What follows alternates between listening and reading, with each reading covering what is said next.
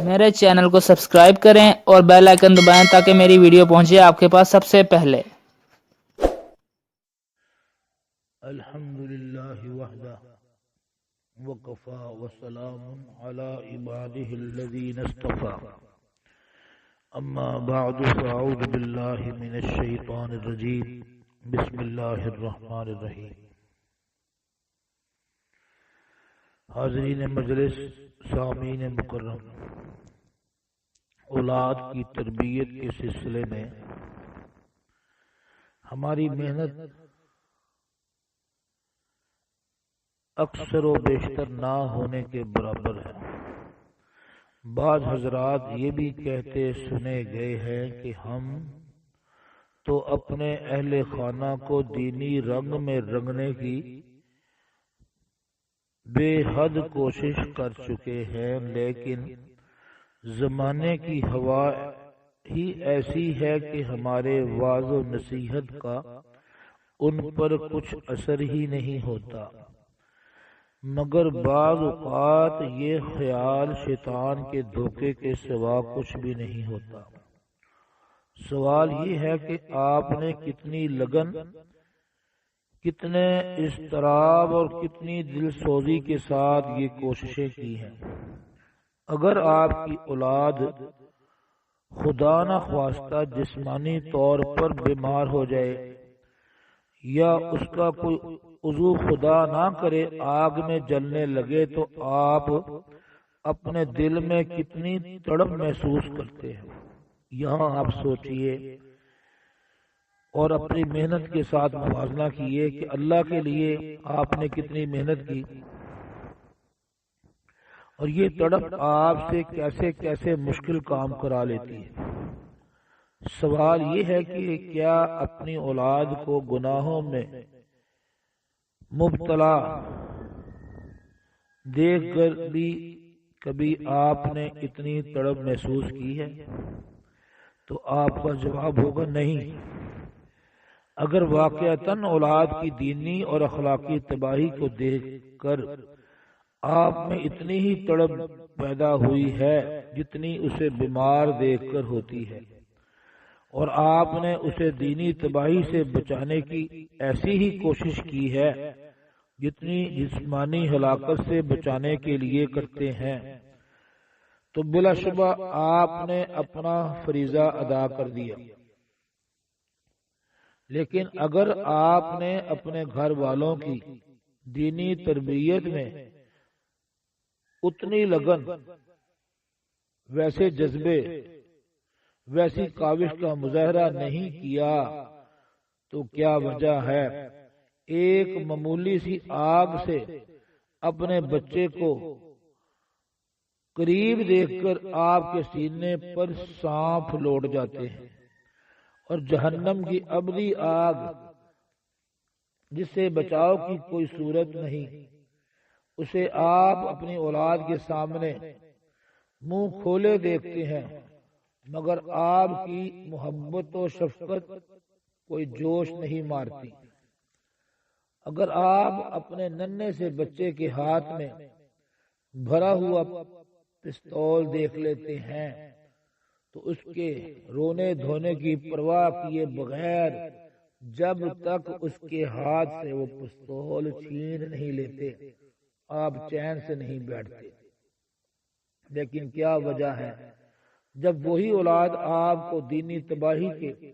آخری سرے پر نظر آتی ہے تو آپ صرف ایک دو مرتبہ زبانی وعظ و نصیحت کر کے یہ سمجھ لیتے ہیں کہ آپ نے اپنا فریضہ ادا کر دیا۔ سوال یہ ہے کہ کیا آپ نے کبھی سنجیدگی اور اہتمام کے ساتھ اپنے گھر کی اصلاح کی مؤثر کوشش، کوئی تدبیر بنائی ہے؟ جس لگن اور دلچسپی کے ساتھ آپ اپنی اولاد کے لیے روزگار تلاش کرتے ہیں، ان کی ہر ضرورت پوری کرتے ہیں، رات دن اپنی اولاد کی ضروریات کے لیے آپ نے خود کو وقف کیا ہوا ہے، کیا اتنی لگن کے ساتھ اس کی تربیت کے راستے تلاش کرتے ہیں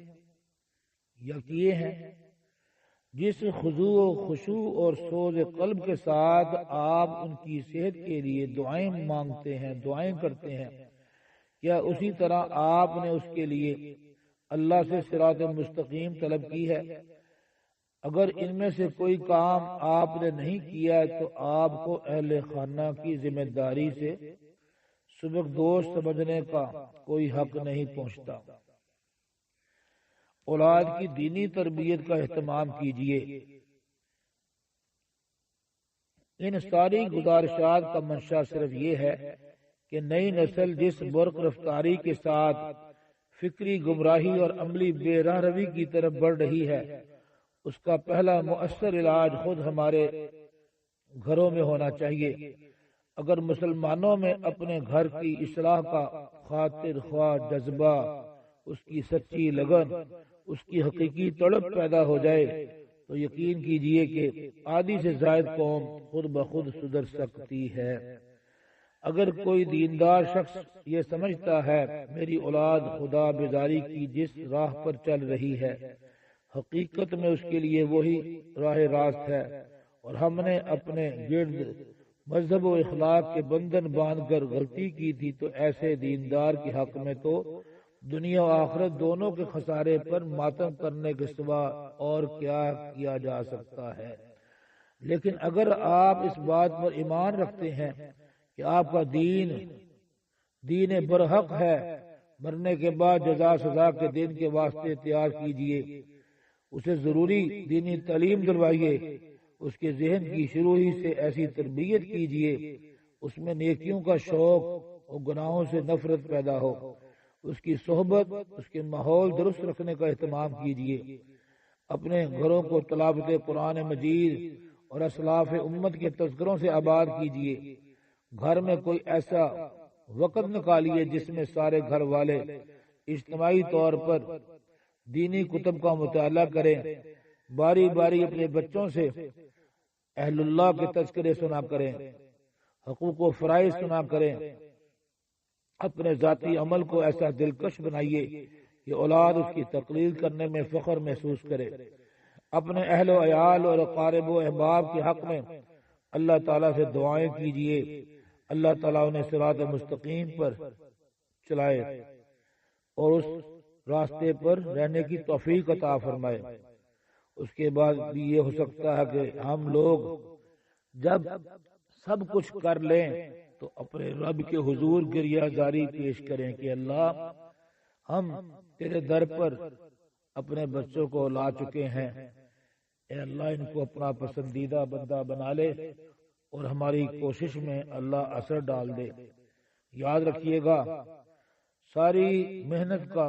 مرکز اور محور اپنے پروردگار کے آگے جھک جانا اور اپنے معاملات کوشش کرنے کے بعد اس کے سپرد کر دینا، انشاءاللہ تعالی اللہ تعالی ہماری کوششوں میں برکت عطا فرما دیں گے۔ وما علینا الا البلاغ۔